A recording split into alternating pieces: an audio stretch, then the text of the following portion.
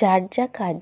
শবে বরাত উপলক্ষে আতশবাজিগুলো বাবু রোদে দিচ্ছে, ওগুলো পোড়াবে বলে। যদিও ও পারে না, ভীষণ ভয় করে, অন্যদেরকেই পোড়াতে হয়। আর আমি এই যে আটাগুলো রোদে দিয়েছিলাম, জেলে তুলে নিচ্ছি। আর এখানে বাইরেটায় এমন সব পাখিগুলো ডাকছে, খুব সুন্দর কিচিমিচি করছে একেবারে।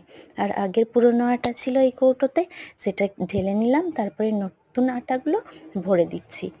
আর চালগুলো যখন রোদে দিয়েছিলাম, আমাদের এখানে তো ঢেঁকি নেই, মেশিনে করতে দিয়েছিলাম, কিন্তু চালগুলো রোদে দেওয়া দেখানো যায়নি, কারণ সেটা আমার মা করে দিয়েছে। আর বাকিটা আমি করে নিচ্ছি।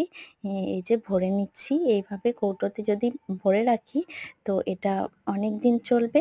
আর শবে বরাতে তো পিঠে বানানো হবেই, তারপরেও এটা বছরের অনেক দিন চলবে। তাই এইভাবে আটাগুলোকে রেখে মুখ বন্ধ করে সংরক্ষণ করে নিলাম।